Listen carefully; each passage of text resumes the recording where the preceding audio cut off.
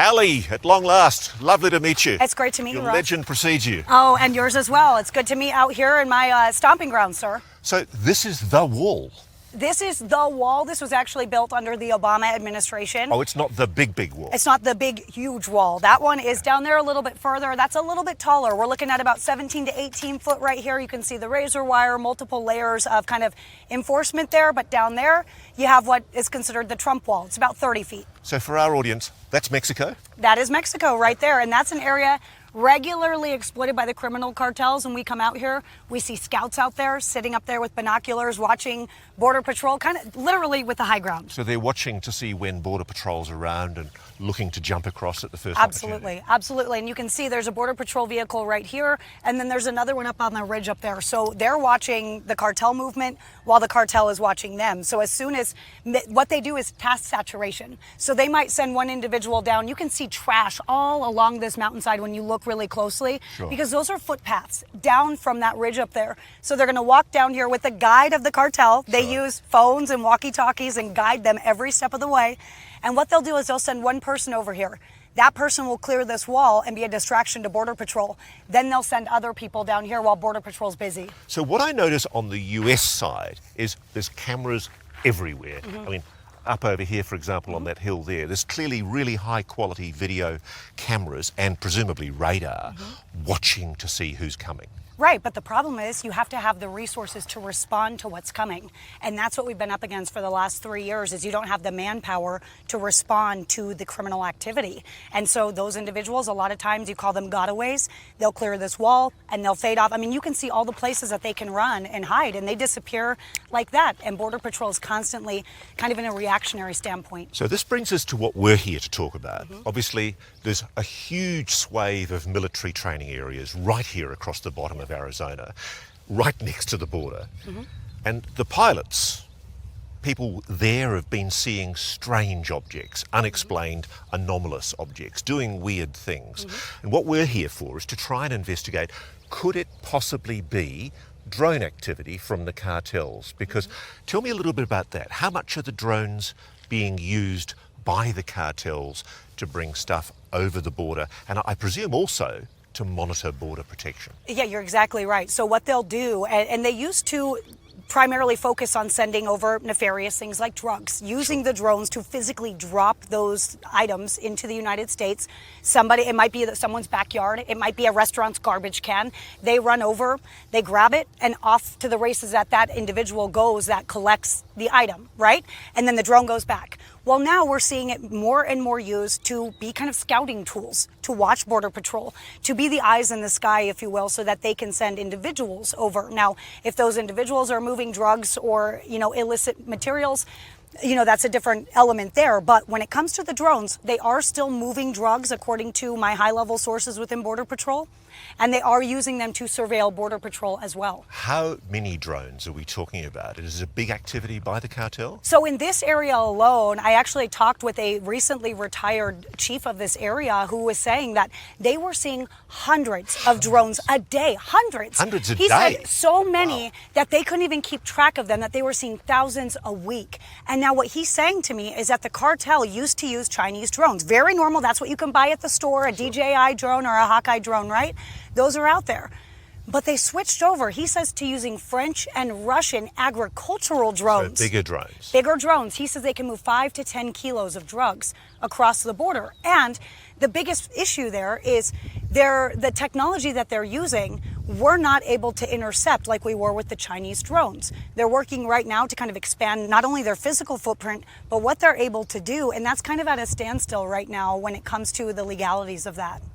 So obviously, the question I'm here to ask is the anomalous activity that's being seen in the military training ranges and indeed over Tucson, can it be explained by these drones that are being seen here, being brought in by the cartel? Well, this source that I talked to, who was boots on the ground when this was happening, says that they actually got video of an anomaly, something that they couldn't explain back in 2021. This is something that hasn't been publicly revealed yet? Not that we know of. I have not seen any indication that this is something that the media is aware of, that anybody is aware of, but the military is, because they apparently not apprehended, but saw this kind of anomaly on video. and they couldn't determine what it was. They said it didn't look like the hundreds of drone incursions that they're seeing every day. Again, it's not a one-off. They're not seeing one drone here and there, hundreds a day. Sure. So they know what these look like. They know what they're doing. So they can tell the difference between a commercial or even a military drone and what you're talking about that he's described, which is something anomalous. Unexplainable. They don't know. And because it was unexplainable, the military got interested. So Fort Huachuca, the military base nearby in Sierra Vista, came and actually chatted with them, got the video of this kind of anomaly. And to my knowledge, they still haven't published what it was. They still haven't determined what it was, and this is years later. Now, if they have, they're not sharing it openly with the media. So just take me through that. When was this incident? So this source says it was around 2021 when this happened, when they saw this kind of anomaly. Again, in the midst of hundreds of drone incursions a day, they're seeing something that they can't describe. There's no indication of what this is. He said it was darting really fast and it would go off screen and come back. Let me just pin you down there. When you say darting really fast, is he suggesting that it's not moving like a drone would move? No, that's what he was saying. He said that there was no indication. Well, I think they wanted to believe it was a drone at first, right? You want to be able to explain what you're seeing. You try and put a pattern to what But they you just know. couldn't. Yeah. Again, seeing hundreds of these things a day and then seeing something that's darting on and off screen and that is moving quicker than what the drones are that they've seen, that would raise those concerns and those questions because they don't know what it is. And you have Border Patrol sitting here constantly watching the skies, watching things, being surveilled. What was this item? Something that no one's seen before.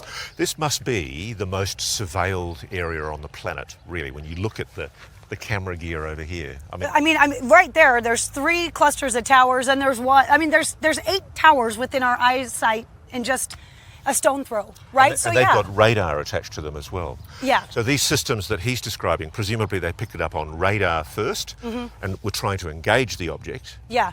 And that's what they can do, right? They can get in and they can engage with it and they can actually disable it. They can land that item where it is, or they can send it back south. And do you know were they using that electromagnetic pulse weaponry to try and bring it down? I don't know if they attempted to or not. I'll try to find out, but I don't know if they attempted to bring it down. It sounds like even if they did, they wouldn't have had any luck because it doesn't sound like it was something that was within their capabilities. So whatever it was, it got away. It got away. I asked them, did they have it in their possession? Did they have the physical apparatus of whatever this thing was? Did they shoot it down? Did they dismantle it? No, they never got their hands on it. They just have video evidence that it was something they couldn't explain. So what do you think, Ali? Do you think that what's happening here with the cartels could explain the anomalous activity that they're seeing in the military training ranges? Why would the cartels' drones be going anywhere near military training ranges? You know, the cartel wants intel on the United States. That's their MO. That is their number one priority, is to always be one step ahead of us. So what better place to do that than to infiltrate our military installations in some capacity, to be around those vicinities and to be able to gather intel. We know these drones are capable of doing a lot, right?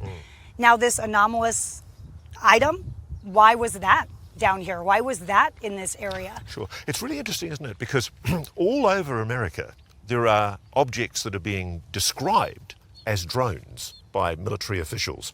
The Pentagon, the investigators from the Pentagon's UFO investigation office, they use the word drones, but this anomalous example that you're talking about, they can't say it's a drone, can they? No, they would like to. Like I said, I think in the beginning, you know, well, that's what this is because you want to explain it, but then they couldn't, and that's why the military came in to So what do you think? Do you think by definition, something unknown like that is a national security, public safety issue?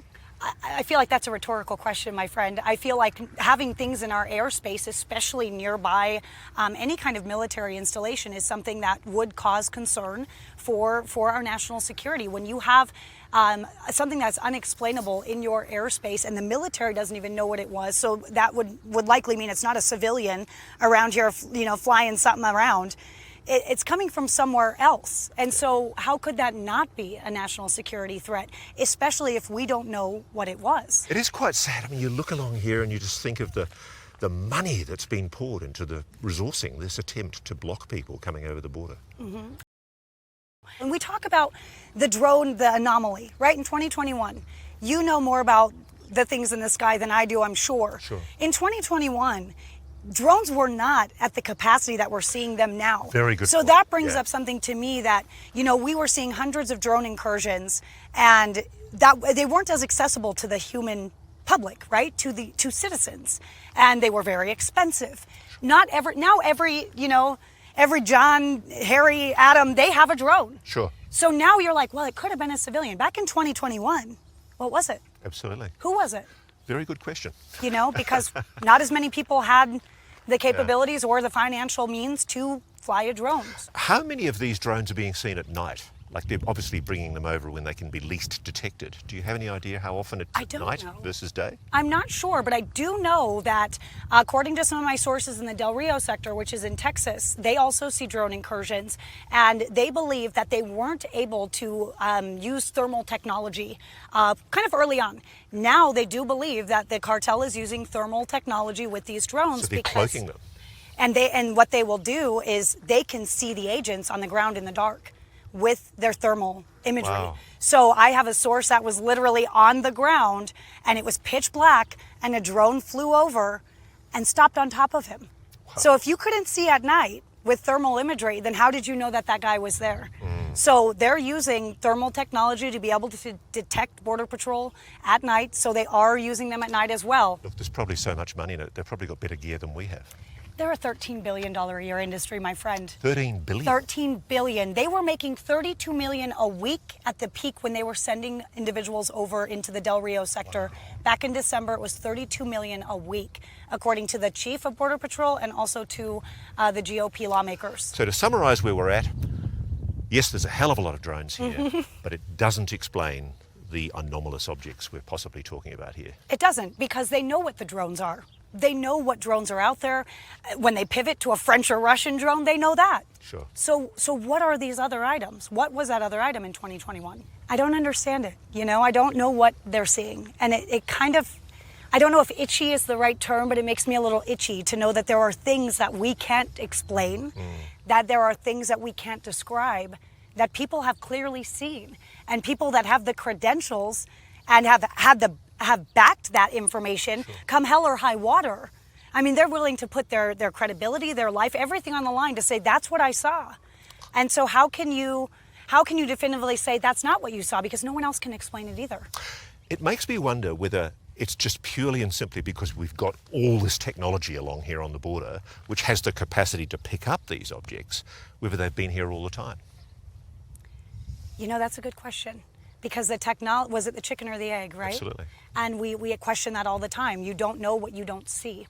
And so how much more is happening that we don't see, that we don't have a camera pointed at? In this area, what I'm told here is that they only have about a mile radius of a footprint that they can actually intercept these drones and actually detect these drones. A mile?